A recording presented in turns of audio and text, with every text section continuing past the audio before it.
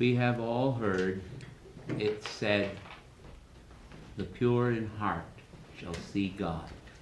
And so, with this in memory, most of us, embarking on the spiritual path from the very beginning, have recognized the value of purity of heart.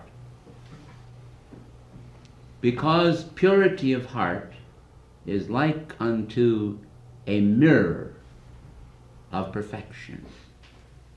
Purity of heart is like the perfect glass that reflects exactly what it sees because it has the silver applied to the back of it. And it is true in its reflective quality.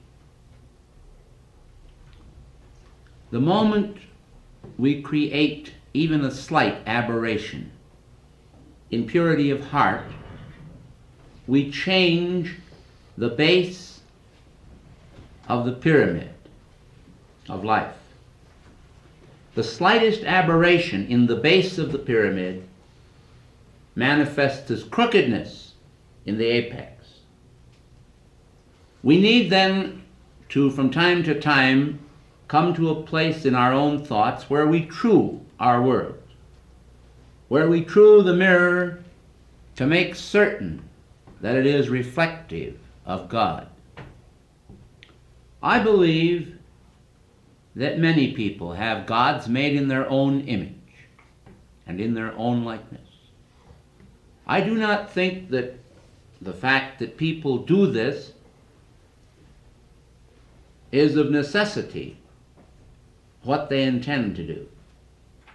We want then to speak of purity of heart and purity of mind, purity of being, and refer to this great cosmic mirror that we all must create to reflect the image of God as the most important ingredient to true divine seeing. And the truing of our mirror is essential because if we do not keep it true, we are going to have warp in our manifestation. Ours is no ordinary activity. The Summit Lighthouse organization, from its very earliest inception, has been founded upon progressive revelation, whereas most organizations are founded on dogma. There is a vast difference between dogma and progressive revelation. Dogma means that we have theorized and accepted our theories and systematized these theories and written them down and professed that this is what I believe, whether or not we have actually proven it. And most of dogma cannot be proved to the satisfaction of the total universal man. But progressive revelation can if man will qualify for it. The whole problem, however, in this matter is that unless the mirror be true, what you see in the mirror may be only an anthropomorphic God, a God made in your image.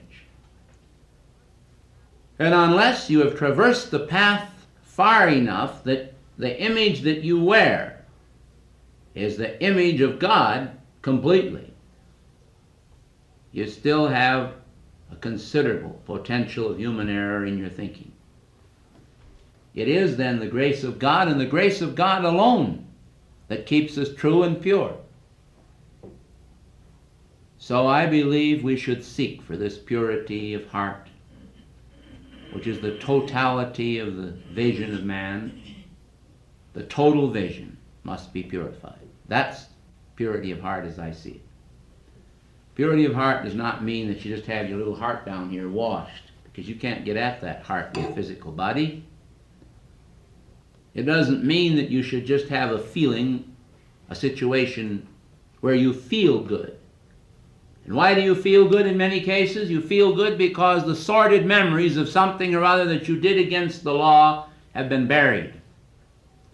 They're buried in that merciful subconscious, which swallows them up, hoping to eventually transmute them. And you feel a little better because they're buried. It's like the murderer burying his mistakes and feeling that as soon as he's buried them, covered over the last shovelful of earth, that then he's taken care of everything. Submersion of our inequities is not of necessity a guarantee that we have a pure heart. Submersion of our inequities means, very simply put, that the memories we have of any sordid doings whatever that we have ever done have been submerged to the level where we don't see them anymore. And out of sight, out of mind. Now the question then comes into mind, are we supposed to sit and review and mull over all of the wrongs we think that we may have done in life? The answer then, of course, is no. I do not hold against the concept of burying these problems. Even though I seem to speak against it, I do not hold against it. But I would like to point out that the covering over of these multitude of sins that people have had in their past lives and in the present life, and even in this moment for that matter, we could still have sins of thought. These sins of thought ought to be submerged, because it is not proper that we should concentrate upon them. And why is it so? We should not concentrate upon them, because they will always engender condemnation, self-condemnation. Therefore, what we should do is continue to invoke the flame of transmutation and call upon the law of forgiveness. We should do that every day. Let God, through his sacred fire, allow what we call the penetration of the sacred fire to go down into the subterranean regions and burn out of our consciousness the cause, effect, record, and memory of all conditions that are unwanted, undesirable, and impure in our lives. Let God do it. This is important. And we must have faith in his forgiveness.